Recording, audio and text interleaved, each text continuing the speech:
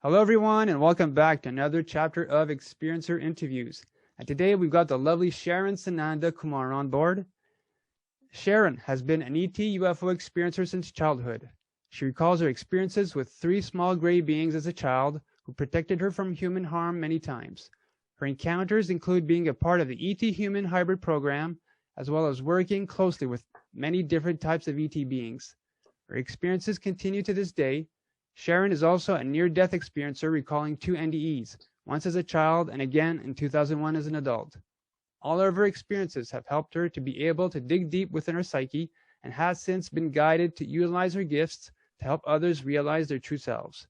Sharon is a psychic medium, hypnotist, past life therapist, conscious channel, psychopomp, paranormal researcher, speaker, teacher, and student, located in the Portland, Oregon area, and founder of the Kumara Academy of Transformation.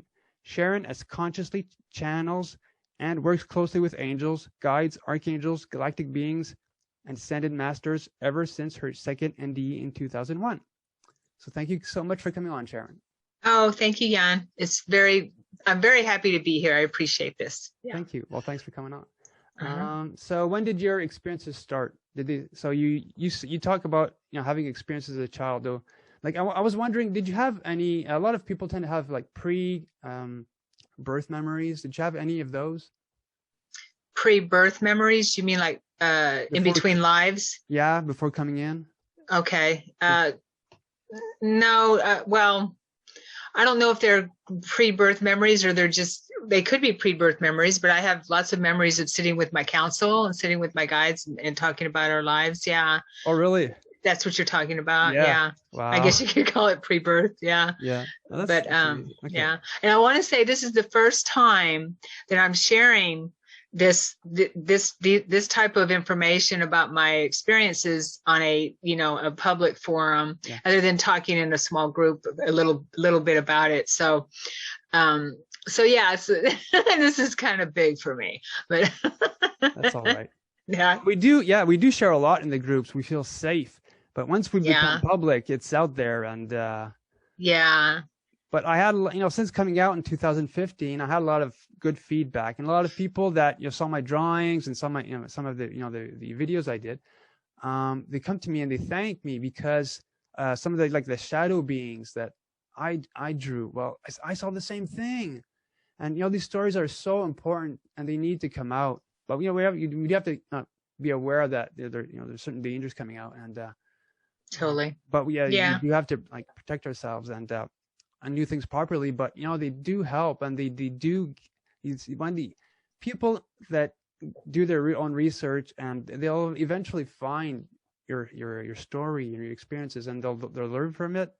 And a lot of the people do resonate it, and those that need to find it will. So so thank you so much for sharing.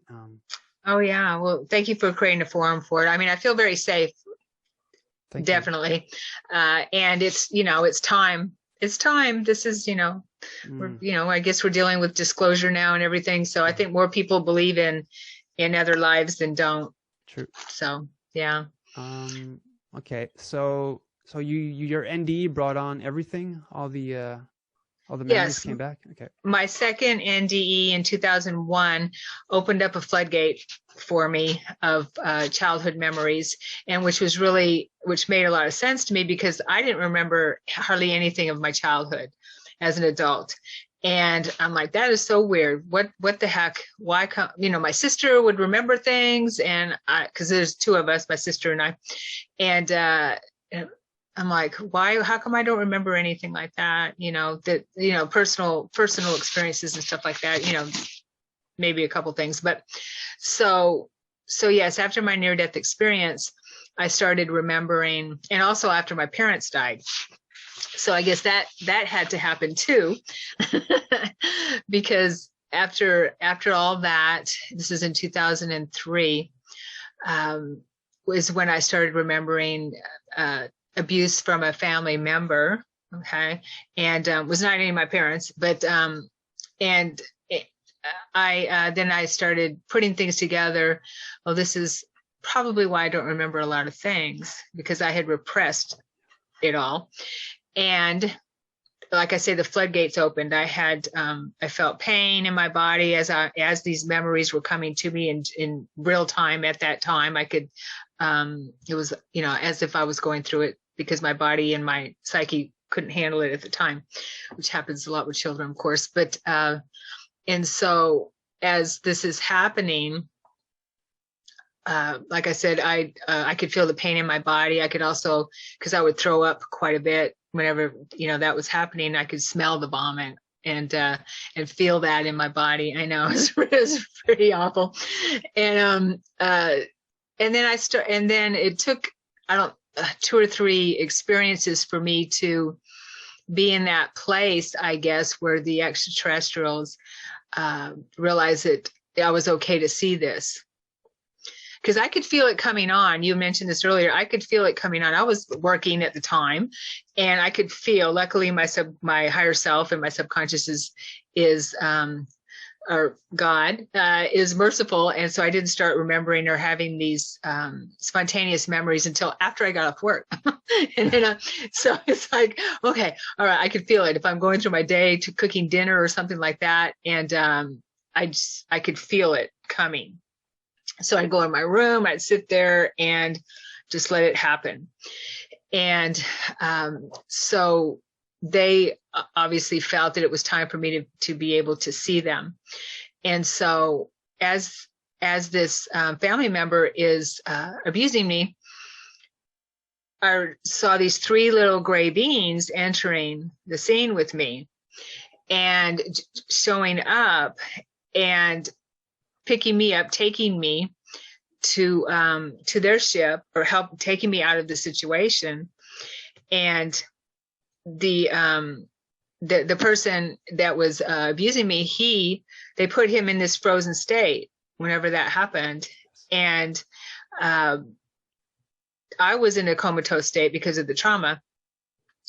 And so I just saw them walking me, because they were probably about my size. I was between 6 and 9 is around, or 6 and 10, because it mainly happened all my memories of this happened at my grandmother's house in Oregon. And so they would walk me, and I'm in this comatose state, up the ramp to this little spaceship that they had. I saw this a few times. And then and I just felt this really caring feeling from them. They weren't what a lot of people say, the grays or the work or the drones, I didn't feel that from them. They felt like intelligent biological beings. And they had the typical black eyes. Okay. They had a flat face with just like 2 little holes on their face. Okay. With, for the nose, where their nostrils. Yeah. Mm-hmm. And then just this very, very small mouth. I don't remember seeing any lips to speak of, just a opening there. And they wore body coverings, a body covering that was tight to their body. And, the neck was up to here. And I also remembered that their hands were covered. Oh. Yeah. I don't remember seeing any fingers or anything like that. It was, it was some kind of a suit on their hands kind of thing. Okay. Yeah. And, it went down, the sleeves went down and covered their hands. And so they would take me up the ramp and put me in this seat, this chair. And there's this one that I remember the most. She had a female voice or female presence, energy. And she would help calm me and heal my body, that kind of thing. And I remember that she, one time in particular, she used a healing wand over my body, and it was purple. It had purple light, and I'm going to say it was probably about this big. Yeah. Wow. Yeah, about that big, and probably about that big around, about like that. Wow. Okay. And and I remember the smell to me, I recognized later was like lavender smell. And like I was saying earlier, I think that she may have intuited that smell as something that would be pleasant for me to remember. Yeah. So then they take me back home and leave me somewhere, not always in my bedroom, in my bed. And my sister used to say that, or not used to say, but after I started sharing these experiences with her, she said she remembered waking up in the middle of the night quite a few times and saw that I wasn't in bed. And she said, I thought it was kind of weird, but I didn't investigate. I figured maybe you just went to the bathroom, or, oh, I used to sleep. My family thought I was sleepwalking. And I may have, but I would end up in the yard, not know how I got there, in the closet, not know how I got there, in the kitchen, in the front room, on the porch, not know how I got there. I would. You know why? Why what? Well, they brought you back in different locations. Was it to make you realize something actually happened and it wasn't a dream, or? I believe that it was to bring awareness to the fact that this was happening, whether I was going to remember. I don't believe that they wanted me to remember it then. Yeah. Oh. And maybe to help, to give me maybe some kind of proof, I guess, with my family, because we lived with my grandmother at the time, my grandparents, that, there's something weird going on here, or they remember that if, when I remembered it later in life. Oh yeah, I remember you being out in the yard for whatever reason or something like that, because they did remember that. They just, chalked it up to sleepwalking. Yeah. Yeah. So I don't know. That's the only thing that I can intuit or can think of. Yeah. So, well, I'm just getting the message now. Maybe they didn't want to disturb my sister either. Yeah, but how can you sleepwalk and unlock the main entrance and go out? A lot of friends, they were being dropped outside of the house and they tried to get in, but the house was locked. Oh, we didn't lock our doors. We lived out in the country. Oh, yeah. Well, not the country, but a small town. Mm-hmm. Yeah, it was okay. In Oregon. So we didn't lock our doors. Yeah, but so that was happening, and the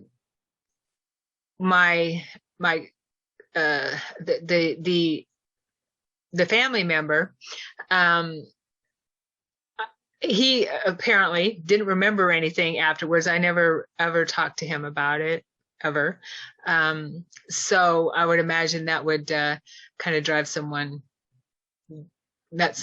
But yeah, and he's not someone that I hang out with or even talk to or anything like that. The only last time I saw him was at my dad's funeral. But so that was very how do I put it? It opened the door for me to have contact with extraterrestrials as an adult. Remember and having those contacts, remembering them, remembering those beings. When I go ahead. Did they only scan you while you were? What type of procedure did you go through while you were on the ship? Do you remember that? I remember as a child. Yeah. That's the one I remember the most, is having this this wand with purple light. Okay. I do remember them telling me that they were cloning me as well. Okay. Yeah. And I remember this as an adult, so I understood it as an adult, but as a child, yeah. Okay, whatever. Yeah. So they didn't take any skin samples from you, like weird marks, weird bruises? I actually, I don't know. Okay. I can't answer that. As a child, I don't know. Now, as an adult, I have woken up the next day with like nosebleeds, or I feel like I have an implant in my sinus, I believe, like right here. A lot of times not a lot of times, but every once in a while, if I feel like something's going to happen the night before, I just kind of know something's going to happen. Yeah. And I wake up in the morning and there's this, it's like a vibration. It vibrates or something like that, which has vibrated during the night, and it itches so bad. I just want to rip it out. Yeah. So I do feel, and I've asked them, in my mind, that type of thing, if I have one there, and I haven't gotten a no, but it makes sense to me. As far as scoop marks, I don't recall anything. I don't remember anything like that. It doesn't. I imagine they would have to take something for me in order to clone me. Yeah. I suppose so. Yeah. No, I'm asking because growing up, I had this weird mark just above my left knee, and looking at it, and I thought it's not like your normal brown spot. Growing up as a kid, and I always felt like a rock, like a small rock trapped. Like I was like the age of 4, and at that age you're small. You've got this nice smooth skin, and I'm just looking at no hair, of course, and I'm looking at it and say, well, that's weird. Did I like run through gravel? Did I hurt myself? Did something get stuck between, like underneath the skin? But that's kid mentality. If it was like a piece of rock, it would have infected it, and the body would have pushed it out. Right. Now it doesn't look much, but it reminds me of like a small, maybe gray triangle of sorts. Just above the knee, just beneath the skin, and I had a nail scanner move above it to see if it's like metallic, but it didn't beep or anything. But I've had other people come back to me with the same thing, so that's why I was asking. I've heard of that. I mean, I have to say that as a child, I was not in tune with my body at all because of what was going on, and so if they carved me up, I whatever, I don't know, I wouldn't have known because I was repressing pain. I was repressing all that. So, I don't remember ever feeling or being hurt with them. I don't remember feeling any pain with them, only caring and them wanting to make sure that I lived. Yeah. Did your sister go through something similar, or was it only you? I believe she has had experiences because they show up in her photos. Because she and I are both orb photographers, and their faces show up in our photos, and they definitely show up in hers a lot more. Okay. But she doesn't have any memory of it. Okay. So yeah, it wouldn't surprise me at all. Yeah. I'm still hoping for my brother, but we'll see. Yeah. Right. One day. I mean, it'll all make sense sooner or later. Yeah. Now, do you know why you're going through this, that you've lived? Did you have do you have like military family? Are you from a military family, or do you have something special in your bloodline, or like from a special family? Well, we like to think we're special, but no, not that I know of. No. My stepfather was military, and my biological father, he was in the military, but he wasn't considered military. Okay. He didn't retire from the military. My brother's retired, or I have a step brother as well. I'm sorry, a half brother, who we found out about later. He retired from the military. Okay. Nothing like that. We did move around a lot as a kid when my mother and my stepfather married. Yeah. Ever had black helicopters over the house? Not that I've noticed. There's been helicopters around for sure, but not that I've noticed. Okay. Yeah. I did go through after my near-death experience, I did go through a period of time that when I remembered that I was being cloned, and when I was remembering all this stuff, and where I thought my phones were tapped, I thought my emails were being watched. I was in that place of, not feeling safe at all talking about it. and that was around 2003 when as I'm remembering it, and that could have been just me processing stuff with it. Yeah. Okay. So what? Okay, you said you were being taken, you were being brought back in different locations. So did things stop or did things progress or continue? Well, as I was remembering those, when I was able to process all that and remember that and forgive everything that happened to me, I did a lot of work. I went through what I call a quickening, and after my near-death experience, and around that time, and I started having extraterrestrial visits again. At that time, I didn't remember any as an adult after that. I don't recall anything after leaving my grandmother's house.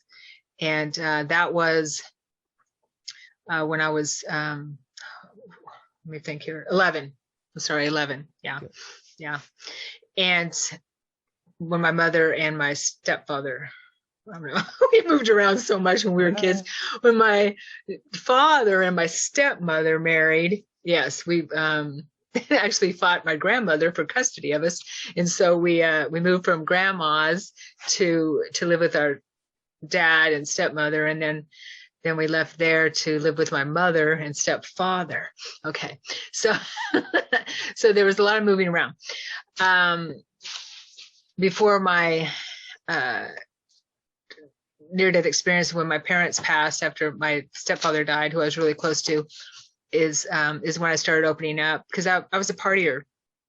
I drank, a party, did the normal social drugs, that kind of thing, and I know now that it was because I was repressing everything, continuing to repress everything, right?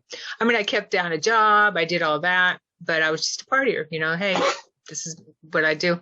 So yeah, so after my dog is coughing, sorry. After I went through that quickening and all that time, is when I started having more experiences, and I was being I'm not going to say taken. I was just there, I would, and again, I could feel if something was going to happen. Can you relate to that? Well, like a buzzing feeling? It's like a knowing. Okay. A knowing, like they're saying, okay, get ready, you're gonna do something tonight, or something like that. It was more of a knowing, like, okay, yeah, I feel like something's going to happen. Okay. Our conscious self, my conscious self was like, yeah, okay, all right, okay, thanks for the heads up. So, and then I'd go to bed, and I'd find myself on what I considered was a ship or some other place, and I'm just as physical, everything's just as physical as here. And I remember one in particular where I'm sitting in a chair, and like a dentist chair, it's just one of those medical chairs, and they have me strapped down, okay, and they have my eyes,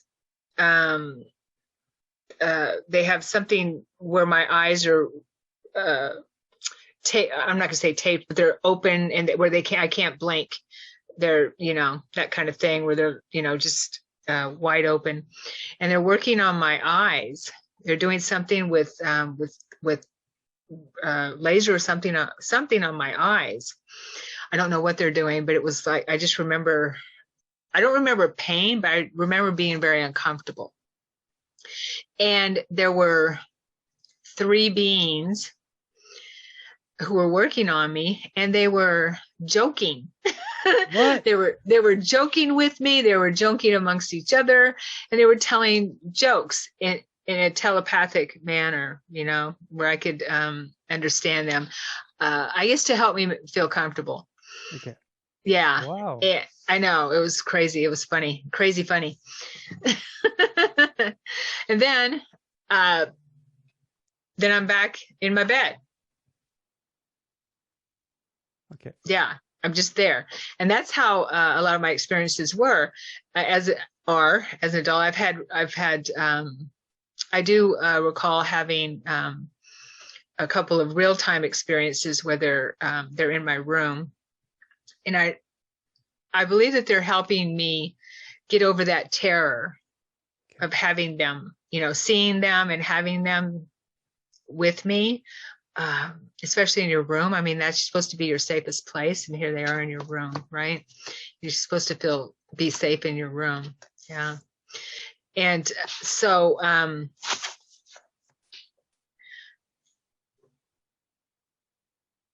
experience I had recently, like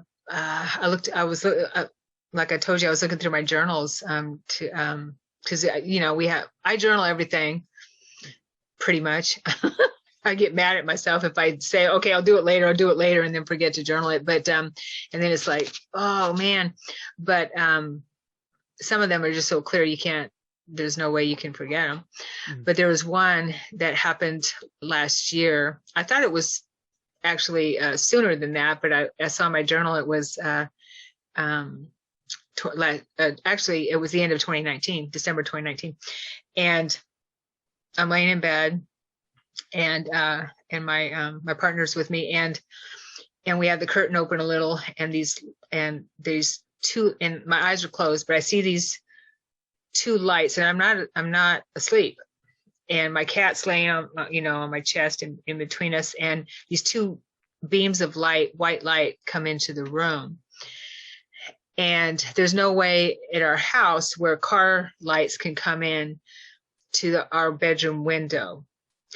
There's just no way. Ain't gonna happen.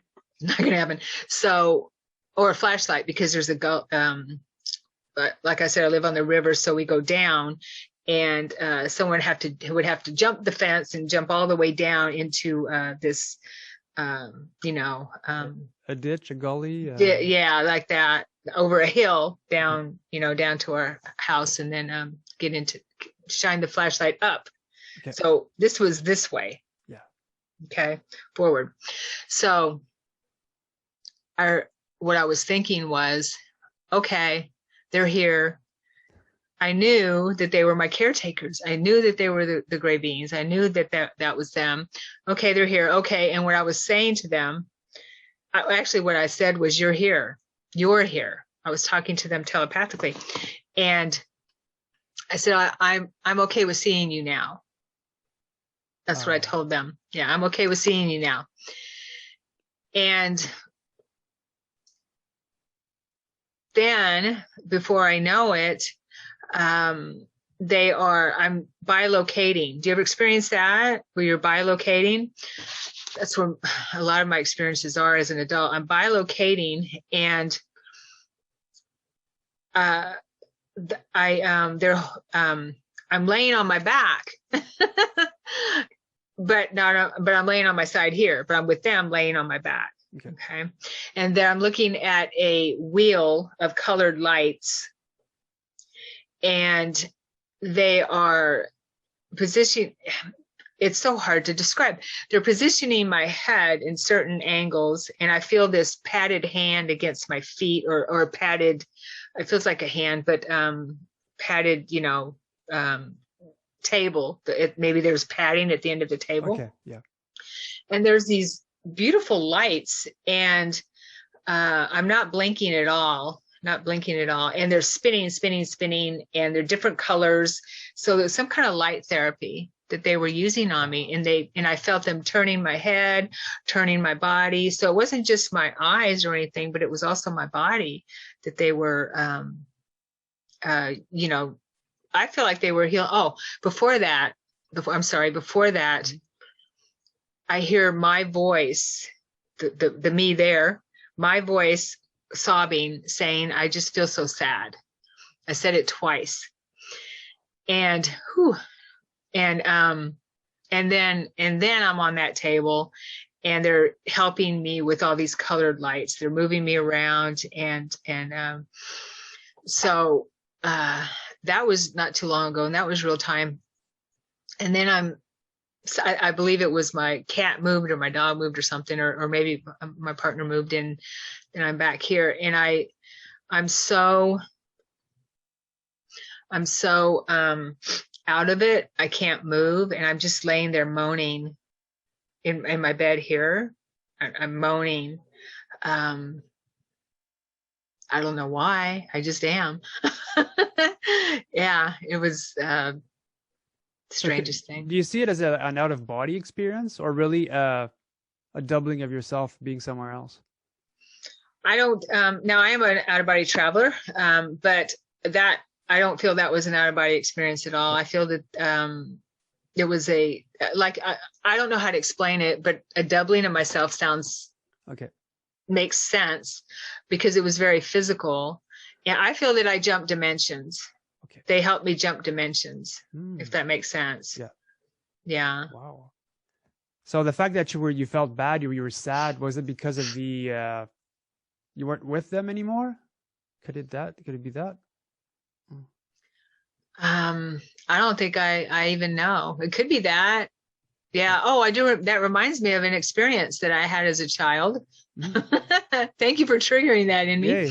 You know, I do remember one of the bigger ships. Okay.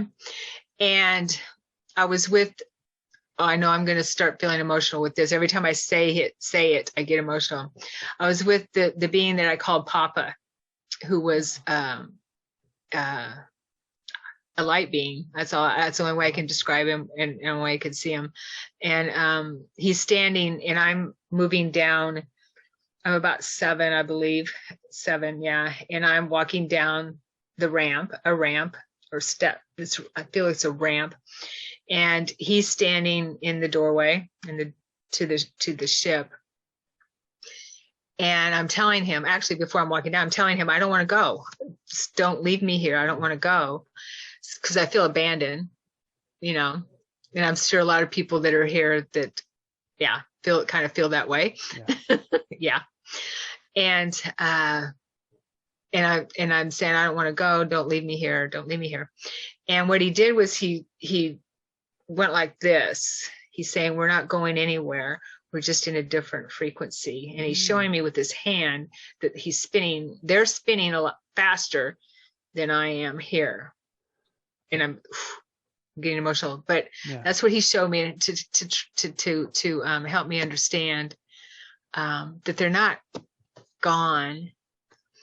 They're just in a different frequency. That was the only way he could, help comfort me some way. Yeah, I've had, I know I felt a bit emotional too. Because I have, like a female entity. I'm not sure if it's a female gray or if she's like human looking, but I had like 2 events that I had like a sort of checkup. But I've got like proof that I've been, someone was watching over me, and it's part of my story. It's when the my ex-fiance and I she broke up because she had to go back to the UK, and I felt like suicidal one time, and I was alone, and I was taking care of my dad's dog, and I cried out to the universe, and I was really, really sad. So I thought there was my mission was to protect her. There's a huge story, surrounding that. But so I decided to, and like for like a month, I've been writing her emails nonstop, and she never responds. And I go like haywire. I really go berserk one night. I'm in the woods, and I'm at my dad's place, and I decided to write an email to her saying like thanks for the memories, and a very short email. And I cried to the universe like why, because we had like a lot of like ET activity when we were together, and thanks to her, I saw my first 2. I called in like 2 UFOs over my house. That's they came up close, and nice. So I write the email around 6 p.m. So this would be around 11 p.m. UK time. So she's sleeping, and like an hour later, I get a response, and she writes back, and she wasn't supposed to write back. She didn't, like she really burnt the bridge, so to speak. And she says, Yanick, what's wrong? She says a female, like non-human voice, whatever, just woke me up saying, wake up now. And she woke up in a jolt, and she looked, she opened the computer, looked at her emails, and she saw my email, and she responded. Nice. And she clearly said, a female voice, non-human, said, wake up now. So yeah, because I could have killed myself. I don't know what I might have done. And so like she's in the UK, and so yeah. That's So that's where I amazing. got proof that something's watching over us. So yeah, so I tell people pray. It's Totally. yeah, Yeah. there's someone I watching can, over you. Yeah. oh yeah, totally. I can relate to that feeling of suicidal myself. Yeah. And I believe that also that's another reason why they don't want us to remember, a lot of this is because it's too it's too emotional. It's we want to be with them. That's who we want to be with. It's very difficult here compared to what we're used to. Yeah. But I was told also that I have 7 hybrid children. Okay. Yeah. Now I do not remember them coming and getting me during my, childbearing years. Okay. But they did tell me that I did have some memory of going on the ships where I was where I saw babies. Okay. But it's very quick memories. It's not where I have a lot of context with it. However, recently, about, I think it was in 2019 as well. Yeah. Where I just, again, and I knew something was going to happen. I'm in the middle of the night. Here I am on this, in this ship. I don't know what it is. And all the rooms are white. And it's like a living quarters. There's a swimming pool, that kind of thing. I see people milling around, and I'm milling around, and I know where I am. It's very familiar to me. And I find my daughter. She's an adult. And she has my granddaughter with her. And my daughter looks human, except for big eyes. Yeah. Not huge eyes, but her eyes are bigger than what, would be normal. That's the one thing. My granddaughter has, she's about 2 or 3. She has big pointed ears. Oh. And very big eyes, and her hair is in pigtails, and it's very thin. And that triggered me about an experience, which I'll get to recently. And I'm asking her, how is my granddaughter's studies going? I say that to her. I ask, and we're talking telepathically too. So this is something I do. It's normal for me, And she says, well, let me show you. And she's holding my granddaughter, which I don't have any grandchildren in the human, here on the earth plane. And she's holding her by her legs. And above this this platform kind of thing, we're standing on this lighted platform, and we're just standing there talking. And she just picks her up and she holds her that way, and she just lets go. And my granddaughter, the little girl, does something with her arms, and she's floating there. And we're walking like there's gravity on wherever we are, and she's floating. So she's able to levitate. Why she did it from her legs, I don't know. But to me, it's just like, oh, that's awesome. It wasn't such a huge deal. It was just, I was very proud of my granddaughter. That was a really cool experience. Ugh. Yeah, I know. Getting the chills. This is a first for me to hear that. That's amazing. Wow. Yeah, I know. I thought it was too. Yeah. And so they wanted me to have that experience, or I'm like, hey, I want to go visit my daughter and my granddaughter. And I went, and they, and they allowed it. So after that, just about a month or so ago, I think I sent you the drawing of, I did. There were a few beings in my room, but I could see them in my mind's eye, but they didn't want me. I was in that sleep paralysis state. Okay. So it was early in the morning, and I knew that they were here. I just knew it, and that they were here, and I could see them in my mind's eye. They were almost all of them. There was about 7 or 8 of them. They were human, and they were all smiling at me, except for one who had pointed ears, very pointed ears, and black eyes, but he was wearing a face covering from like here down.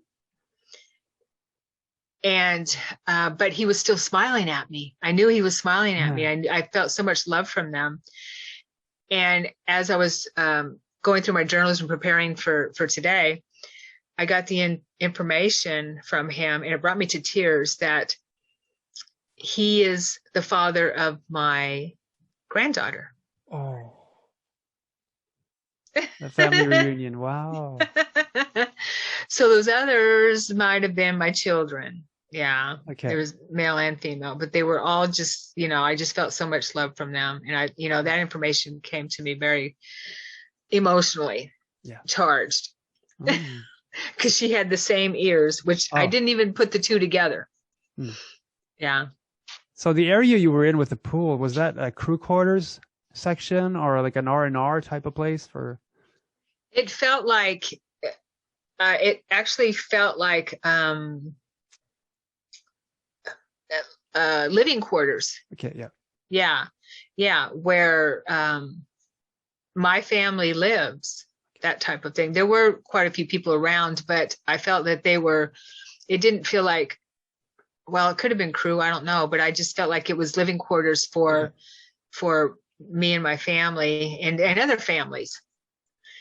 Yeah. In the pool, there were people in the pool, and I'm going to say about 6 people, and I just kind of walked through.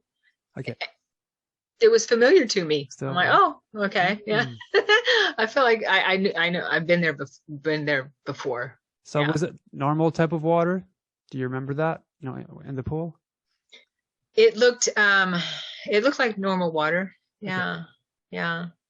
I don't know if it was, but it looked normal. Okay. Yeah. I didn't have any chlorine smell or anything like that. Okay. Yeah, thank God. Yeah, I know, right? Toxic, yeah. Yeah. Okay, that's pretty cool. So what happened after that? You were brought back? Then I'm back in my bed. I remember sitting there having conversations with other people, and I have a lot of experiences where I'm there on a ship, I'm assuming, and I'm just sitting in a room, and it's always white walls normally, not always. You can relate. Yeah. And they're rounded, and there's nothing, there's no corners or anything like that. And we're sitting on these bench type arrangements, and we're sitting there having conversations, and some of them are people I know here on Earth. Wow. Yeah. And we're just, having some kind of a conversation about what's going on Earth, or what are we going, what are we doing, catching up or whatever. So it's, and it's completely physical. Yeah. But in that experience, I remember sitting with some other women having conversation about what was going on. Oh, somebody said, well, my granddaughter, we were talking about my granddaughter. That was it. She might have a hard time on Earth because of how different she is. She's got pointy ears. Yeah, well, for now. I know. And that was the conversation. Yeah. That things, things are changing, and that might be something that's pretty normal sooner or later. Yeah. Hopefully sooner. So that was the conversation we were having. Wow. So you only saw grays during that time? During the abductions and seeing your daughter. Oh no.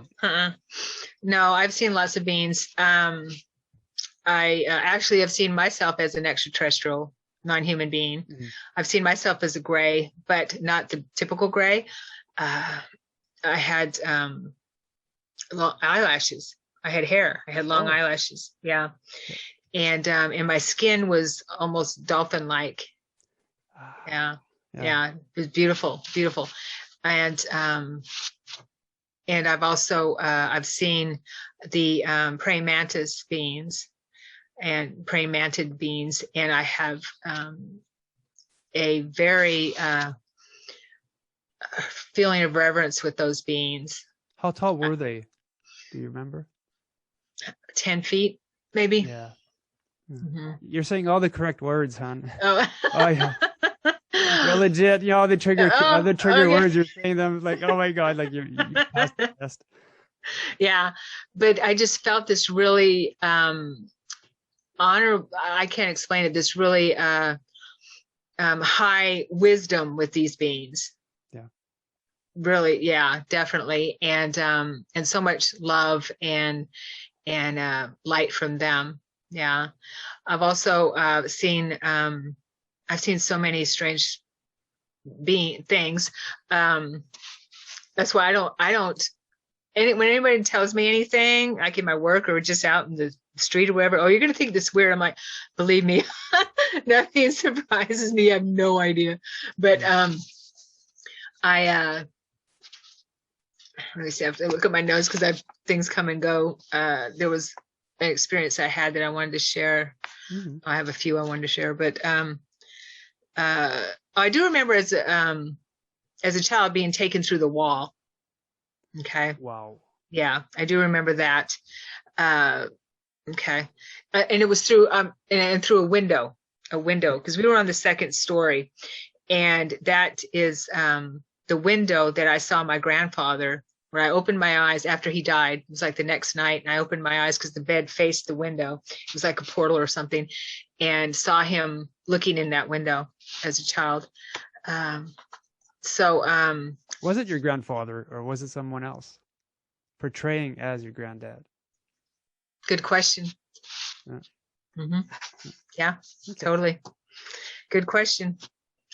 I've seen reptilians in my house as an adult, and that really scared me. That was terrifying. I went through a dark night of the soul that night where they were in my house, and I was jumping dimensions between this and the fourth dimension, and they were there, and I was obviously working on something there. Going through all that, I could look at a person, and I still can, but it was really prevalent then, and see what type of a being they are in human form. Because we all, you probably know this, we all come from some other type of, extraterrestrial race or whatever. But and I knew which ones to stay away from.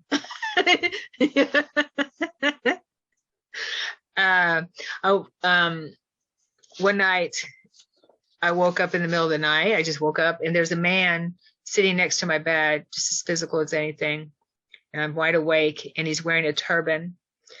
And he's sitting there in the lotus position, and I'm on my side facing him, and he's rubbing or moving his hands on my sacral and solar plexus chakra, my navel area. Uh-huh. And he's doing that. And he's telling me, and he told me telepathically, go back to sleep. Go back to sleep. I'm helping you.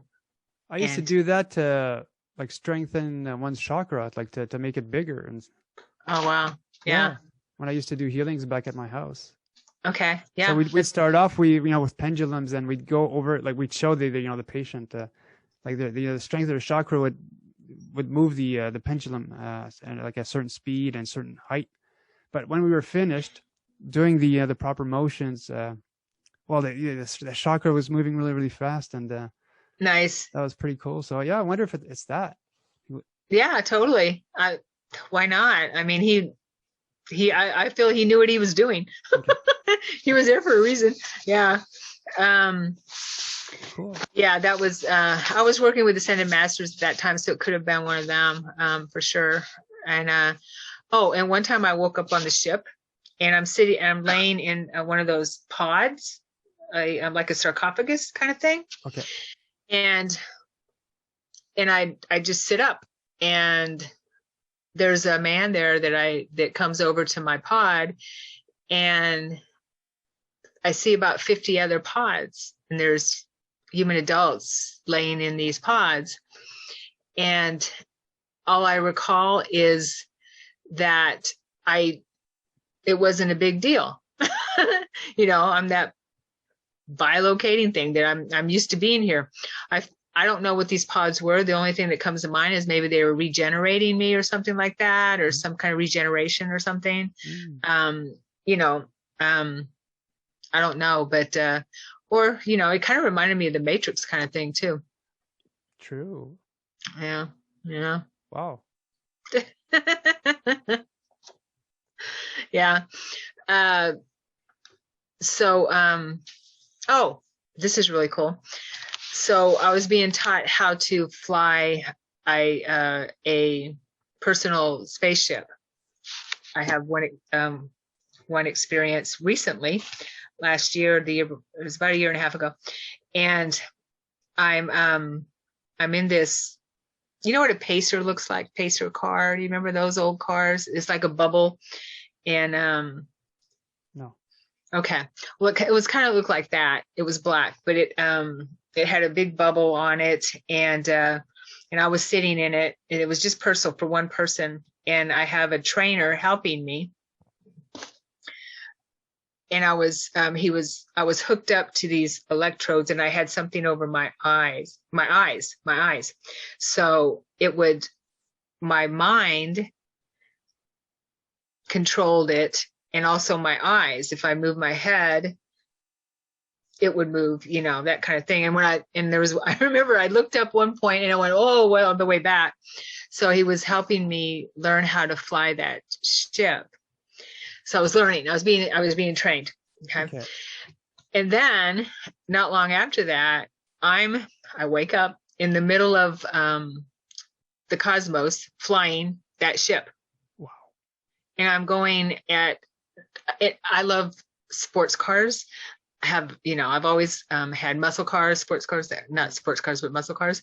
And I just love them. And so which, doesn't surprise me that I'm attracted to having my own little spaceship, right? Mm-hmm. And I'm flying so fast. And the really weird thing is, and then I end up landing, and this is really weird. And when I was doing this, not doing this, but afterwards, I'm like, that's just really weird. But then I learned why. I'm actually folding it, or not folding it, but putting it in a form to gathering it together and put it in a container or a garage or something like that. I find out later that apparently there's extraterrestrial metal. There's some kind of metal that's extraterrestrial that we know, secret space program knows about, or something like that, that is pliable, that you can fold up and bend, and that we have known about it for quite a while. So, because I was shocked to hear that, because that's what I was in or using and doing. Okay. I thought, that is really weird. How can I be doing that? Yeah. So you were controlling the ship with your mind through the electrodes and through the eyepiece. You didn't have your hands on a panel? I did have my hands on a steering, some kind of a steering mechanism. Okay. Yeah. That was the only thing I had my hands on. Okay. Yeah. Yeah, exactly. Yeah, I've interviewed quite a few people that had the chance of piloting a ship, and a lot of them had, like I said, they had to put their hands on a panel, and there was a connection with the ship, and then through their mind they had to physically believe they're moving. Not that the ship was moving, but they were moving, and the ship came with it. So right. You moved, and the ship came with you. So you're part of the ship. Yeah. You're actually part of the ship. The ship is part of you, I guess, biological, whatever you want to call it. But yeah, and that may have been on the steering mechanism. I just know that it was, I loved it. I was moving very, very fast, Very, very, very, very fast. You're so lucky. Wow. Well, and so, yeah, there was another experience where I was talking about ETs, and this was it was actually in a meditation. Okay. And I was taken, I end up taken to a place where I'm sitting in attendance with the Galactic Council, watching. There was other beings there, lots of extraterrestrials, and I wasn't there in this form. A much higher light being overshadowed me, so I could be there, so my awareness could be there. And I was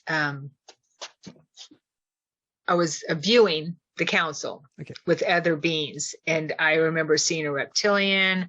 I remember seeing a few grays, tall and short. I also remember seeing the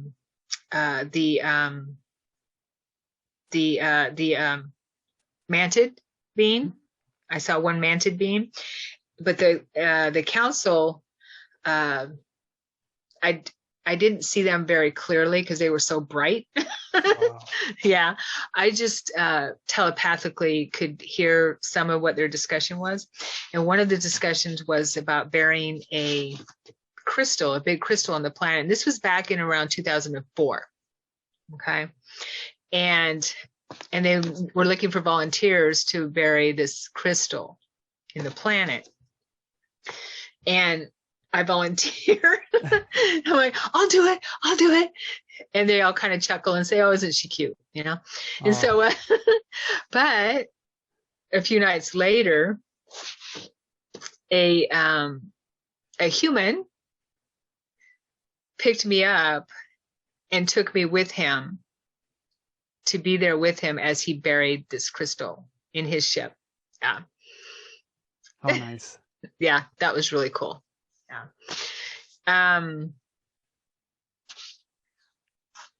Let's see here. Oh, this is really strange. So in 2003, as I was waking up and going through everything, I before I moved back home to Oregon, because I lived in Texas where a lot of this was happening, where I had my near-death experience. I was getting ready to move, and I was by myself, and I checked into a hotel, and I went for a drive. That was in the days when we used to go for a drive, you know, just to clear our head or anything like that. And I went back to try and find my hotel, and I could not find my hotel. And I lived there 25 years and knew that area like crazy, knew it like the back of my hand. I worked in that area. It was right on the freeway. And I could not, 410 freeway, I could not find that hotel for anything. Were you taken to another time? What happened? I believe I was slipping dimensions. I believe that hotel, when I checked in, was in a different dimension. And the key I had didn't have any information on it of where the hotel was. Okay. I just, nothing. So it wasn't those, card type of keys. It was a normal key? Or? It was a card key. Yeah, wow. I believe.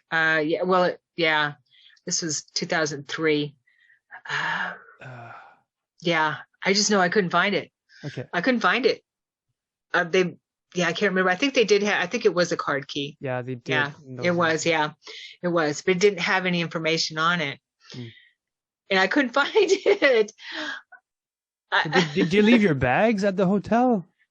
I didn't have any bags. It was a really strange time. I had everything that I owned in my car. Okay. I was homeless at the time because I had moved out of the house that I just had a breakup, and he went to do his thing, and I was leaving my job, so I still had like a week left at my job. Okay. So before I headed to Oregon. Okay. And so I called a friend, and she let me stay with her, but it was strange. I was in a different dimension. That happened a lot back then. I also have another experience where I wake up, I'm in a underwater, and I'm swimming underwater, and I come to a wall, and I know exactly where to swim in this wall. And as soon as I swim up to it, and I don't know if it recognizes my face or whatever, this door opens, or window, or not, a portal or whatever opens, and I swim into it. And I end up in this place where there's isn't any water anymore. And so I'm breathing, and I go into a room where there's people, humans. And they take me into another room, and they know me, I know them. They take me into another room, and there's a meeting going on, and I'm an observer with a couple other people. And they were like, military, not military, but I felt that feeling from them. And this was, I'm going to say, a couple years ago that this happened. Yeah. Okay. No, not that long ago, about a year ago. Yeah. I didn't write the dates down on my thing, but they're talking about intercepting Chinese rockets. Mm. Yeah. Wow. Yeah. And we didn't we intercept a Chinese rocket recently or something like that? I saw that, or heard about that. Yeah. And it blew up over Seattle area. Okay. Wow. Yeah, exploded over Seattle area. So you were on Earth at the time when this happened. I don't know. Okay. Yeah. Wow. I suspect I was too, but I had to go underwater to get to this place. Yeah. Amazing. Yeah. One experience, I wake up and I'm with this purple being. She's female, and we're talking telepathically, and she's purple, and has this almost amphibious look to her, but we're bipedal. Well, I'm saying we, because I look down and I look just like her. I have, my hands are like this, yeah. And they're purple, and they have pads. They're not fingers at all. And I realized that I'm just like her. And she's explaining to me what we're doing. And yeah, that we're there to help a planet. And she called us the League of something, the League of Narn or something like that. And I kept saying Mars, and she said, no, not Mars. Like Narn, something like that. And I looked up Narn. The only thing I could find was, I don't know if it would be on the internet anyway. The only thing I could find was what's that Star Trek one? And I never watched that one anyway. Babylon 5? No. Yeah, that one. Yeah. Narn. Yeah. There's some being that's a Narn, I guess, but that's what it sounded like to me. But that was, that was crazy. Wow. I've seen myself as a different being quite a bit, where I'm just there on another planet, or somewhere, and I'm doing something with these extraterrestrials. Another time on a ship, I'm sitting with others on a ship and a vehicle, and it's flying, so I'm assuming it's a ship. And I'm thinking, wow, we're going really fast, because we're approaching a mountain, the face of a mountain. And I'm thinking, we're going really, really way too fast. I wasn't flying the ship. There was others. And I was getting very nervous. But a door opens. A door opens, and we fly into that door. And then we dock. And I'm still sitting there, and this feline being stands up, a male feline being, and he leans over and he kisses me on my forehead. And I remember feeling the the way his lips felt compared to, like a cat mouth felt to a human. Oh. And I knew him, and he obviously knew me. I felt like he was like a grandfather or father figure, or just someone, a mentor for me or something like that. Oh. Yeah, it was really cool. I do love these stories. There's some bad out there, but there's a lot of good, mostly good. So I'm so glad that you're on. Yeah. Okay. Well, thank you. I think I want to share one more that's really cool, if we have time. Oh yeah, we've got loads of time. Okay. I wake up and I'm standing on a like a train station thing, where a train or some kind of vehicle would come in and pick you up with other people, and we're in these uniform type clothing, and the this vehicle, like a ship, I guess, docks in front of us, and we climb on, and we're flying very, very, very fast, moving very, very, very fast. I get very nauseous and actually start to throw up, and one of the older people there with us, feeling older meaning wise, wisdom type of person, starts rubbing the back of my neck and helping me and everything. So we end up, which helps me feel better, but it makes me really sick. We end up at this another place, and I feel it was off planet. Okay, and we're in a training session, and there's and again, it feels military-ish. I don't know if it is military, but military-ish. Mm-hmm. And he's talking to us about upgrading our human potential to like super soldier kind of thing. Okay. Yeah. And I didn't find that one in the journal, but I remember asking him a couple questions, and God, I can't remember right now, but I was kind of a smart aleck. I remember asking him these questions, and but it was just something that kind of scared me afterwards. It felt like these people were we, and I don't know if I was planted into, if this was a clone of mine, if these beings that I'm having these awarenesses of are clones of mine, or if I'm actually, we're all multidimensional anyway, right? But I'm bilocating because this is something I'm doing on a multidimensional level. Mm-hmm. But it just felt, I don't know, was this the future? Oh. Did you feel like he wanted to use you? I don't know if it... Or was it like a genuine thing that he wanted to help you, like modify you, make you better? It was definitely genuine. Okay. Now, the modify... I think what scared me or that I didn't like was the modification, because it felt like, almost,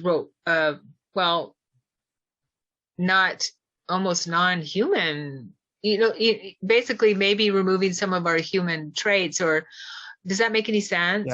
Yeah. It felt too machine-like to me. And what's really weird is a couple days later, my sister listens to Jimmy Church, and you know who he is? Oh, yeah. And he said he had a dream that was very similar to my experience, and that they were, and also he expanded on a little bit what he had, that they were trying to remove his consciousness from his body and putting it in a super soldier robotic body. Okay. Yeah. Wow. Yeah, you've been through a lot. Wow. Well, yeah. I mean, it's just experience, right? Yeah. I do remember the gray beans, being with the gray beans again, where I wake up in this big room that's rounded, and I see these short beings with gray robes, and they have that typical gray head, but they have real deadpan type of features. They have big eyes. They look more human than the gray, and maybe I wasn't able to see them as the typical gray, but they definitely have that gray look. And I see one flying around, and I was floating and flying. The one that was flying comes to lands, comes up to me, and he says, "Welcome back." Yeah, he called me Sharon. He said, "Welcome back, Sharon." And then all of a sudden, all these other same type of beings in these gray robes all gather around me, and they're so excited to see me, but they call me a different name. They don't call me Sharon. And I felt very strongly like I was one of them. And they asked me, "How was your experience on Earth? Tell us." They want to know about my experience on Earth. And I tell them, I said, no, they say, "How was Earth? How was it there on Earth? How was Earth?" And they're just so much like children, yes. but not children. And I remember saying very clearly, Earth is challenging, but it has its rewards. And then I go with them to sit with them and communicate with them. And then while I'm I don't remember the conversation at that point, but I do remember being back in my body and being very disappointed, because I thought that meant that I was done with this project. That you weren't going to be taken again? Or? I don't feel I was taken. I feel I just went there. Or allowed to go there. I felt like, I thought that the reason I was there was to report to them because I was finished. Oh. Do you know what I mean? And you felt sad. I felt very, very disappointed. Okay. That I had to come back. Yeah. I wanted to be there. I wanted to be finished. I do remember talking with one of my guides, and this was in an out-of-body experience, but very, very, very. Hey, do you travel out of body? Do you have out-of-body experiences? I've had perhaps one or twice. I got probably abducted like a few years ago, because I remember. Well, there's a whole story around it, because yeah, I was meeting with my soon-to-be girlfriend, but so I drove down 5 hours to go to where she lives, and so I stayed at a hotel, and we had the same event happen the same night, a few hours prior to meeting. So I feel that I was being pushed through the wall, and I hear like externally I heard high-pitched screeches when I thought I felt I was being moved around on the bed. And but there's a long story, we'll get into that, but I felt going through the wall. So out of bodies and stuff like that, like not so many, but I've had a lot of paranormal stuff, visions. I had this female voice that would tell me that about things that are gonna happen in the future. So, yeah. Did you ever gone through paranormal events? Oh, Ghosts, yeah. Stuff like that? Yeah. Do you mean ghosts being in your room or your room, bothering you? Things moving around. Not things moving around that I recall as a child. I mean, I do remember being able to see spirits, that type of thing. But I shut it. We were raised Catholic, so I couldn't talk to anybody about it without them getting freaked out. So, I shut all that down, and I'm sure it also had a lot to do with what was going on with me, that kind of thing. But in an out-of-body experience, which I say it's an out-of-body experience, but it was very real. And I was talking to my mentor, and And I said, can I just stay? You know, it was time to come back. You just feel it when you're fading back. And at the in and out of body experience. But I said, can I just stay here? And he said, no, you're 2/3 of the way done. Too late. 2/3 of the way. I know, right? Yeah. So, That's so cute. Well, you yeah. get into your NDEs though. Did you see anything during that time? Your near-death experience. I didn't see any extraterrestrials. Okay. But I did see both times I saw Yeshua. Jesus is the one who met me. I actually saw my dad in the second one, which was the one that was the most profound for me. But the first one is when the family member who was abusing me, he actually ended up killing me. And in this experience, what happened was I felt the pain right there, punched me right there, and I popped out. And I remember feeling such immense peace when I was out of my body, and I recognized it. You know, I knew what was happening, and I turned around, and there was Yeshua, who I call Jesus, a light being, who I called, you know, Jesus, because that's who I recognized. And he told me I didn't have to come back. He said, you've suffered enough. He called me child. You've suffered enough. You don't have to go back. And I said, stubbornly, I said, but I want to, because I'm not finished. I don't want to have to start over. And with a little conversation with him, he helped, he allowed me or whatever. Anyway, I made that decision, and I was back in my body and with all the pain. And so, but with the second one, it was different, and that's a whole different story. But where I didn't want to go back, and they told me I had to come back because I had come this far. Okay. And so, you know, I still had obviously another 30 years to go. Well, back then it was, 10 years ago, or I'm sorry, 20 years ago.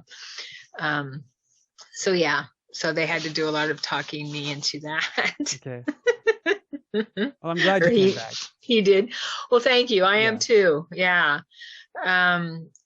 So, there's another experience where I was standing, I think this was in a ship, and I'm standing with my mentor, my guide, and with a couple others. And we're looking out the window of what I assume is a ship down, because we're above a coastline. And there's warships lined up along the coastline. And this was last year too. Yeah. And just observing, I feel like I was observing a future event. Okay. Event. Yeah. I get a lot of that. Do you get that? Mostly messages, but nothing. If it's related to my family, like something bad's gonna happen.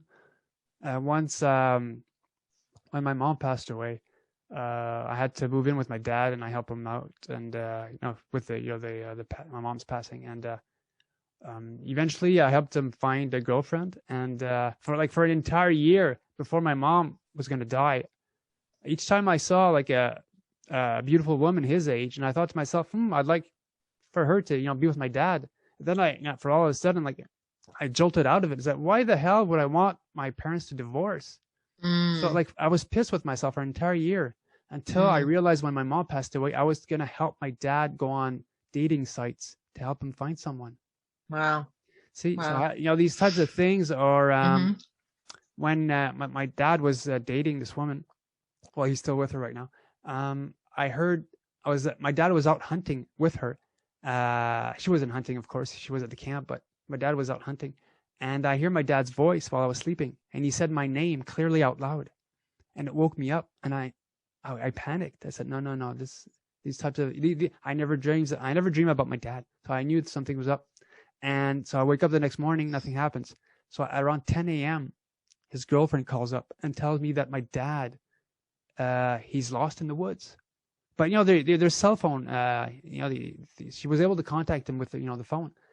I thought, my dad's a woodsman. Why the hell? And he knows the area, so why would he be lost? But, long story short, he had an arrow through his leg that was bleeding, and he was losing lots of blood. And that's why he was panicking in the woods. Oh. So I had that sort of heads up by the universe to help him out, because I drove down and got him, and I brought him to the hospital ASAP. Wow. So, those are the types of things I have, but it's really related to my immediate family. Nice. Yeah. Yeah. I had a lot of prophetic experiences, dreams, and messages in 2003, around that time, about now, what's going on now, and also on a personal level as well in the next few years. Yeah. So yeah, I guess that's what happens when you wake up and you're, or your awareness expands, and you're able to access all those, that timeline of past, present, and future, right? Yeah. We're all connected. Everything's connected, and it's just, I guess you have to be open to it. If there's a mental blockage already in place, forget it. Right. Won't have anything happen. But if you're open to it, it helps. Yeah. Yeah. Wow. Yeah. I have lots of stuff I can share, but Okay. Well, we've been at this for almost an hour and a half. Okay, so we could probably, Well, that's pretty good. You've been through a lot. I'm amazed. I had no idea. I know you shared online with me a bit what you went through, but yeah, you're truly blessed, because your experiences are good. You felt their love. There was a connection. You saw your hybrid daughters. Well, your daughter plus her daughter, and you've seen a lot. So. And plus, you had an NDE, so the fear of dying isn't there. You're going somewhere else. You're going back home. It's amazing. Yeah. I agree. Thank you. Yeah. I totally feel that way as well. So thank you so much for coming on, though. Oh yeah. Well, thank you. Thank you for sitting here and chatting with me. I know that they're there to take care of us. And I do remember one time I asked them to show up for me, because I was, feeling really low, and I'm sitting in the front room watching TV. It's really quick, and I see a huge ball of light. I'm going to say, compared to where I am, it was probably as big as a beach ball. Okay. Moved from the top of the house down to the river in the window. And I see it out of the corner of my eye, and I look, and it moves very quickly, but still kind of slow, long enough and short enough for me to see it. And I got the intuition at that point that was them saying, "I love you. We're here." Oh, yeah. That's so beautiful. And there was nothing else it could have been. Okay. Yeah, it was very cool. So they're doing that, like Yeah. Oh. Yeah. My dad saw a 4-inch orb a few months before my mom passed away. Wow. He was an experiencer until I made him. I showed him the UFO when I called it in. I went inside to get my folks for some reason to see it, and my mom came out a bit quicker, so she saw it when it was a bit close. My dad saw it, but it was like he took a while to get outside. So he saw it, but from that moment forward, he started having experiences. Oh, cool. Yeah. Hopefully they're positive for him. Yeah, they were. Good. Good. The last one was maybe 2 years ago, which was there was like what they call it, like a clown. A clown appeared in my dad's bedroom, but the clown was a bit off, like not your normal type. He was wearing like clown-ish, but a bit off. But again, these are screen memories, or they project themselves. It's probably a gray, because I know. Yeah. That's what I think, because I've had I've got a lady friend in her 60s, and her son would complain. Well, she's an experiencer, but her son would complain of that. When those damn clowns leave me alone in his bedroom. So there were like many clowns in the bedroom. Oh yeah, I can relate to that totally. Clowns definitely trigger something in me. Yeah, and bring up those feelings. Yeah. I hate clowns. I hate needles. Because it comes with the territory. Right. Well, thank you so much, Hannah, for coming on. You're truly blessed, and you've got an amazing story. Thank you, Yanick. Thank you. Yeah. I really appreciate it. Yeah, to our star family watching, I hope you guys enjoyed today's show. More interviews coming up, and I'll see you guys next time. So take care, everyone. Bye, everyone. Thank you. Hello, everyone. This is Mr. Gray, and thanks for watching today's episode. If you are an abductee, contactee, or experiencer, and you believe that your story could help others, please feel free to contact me through my YouTube channel email. When it comes to experiencers, the ET phenomena, and the future, remember, truth will out.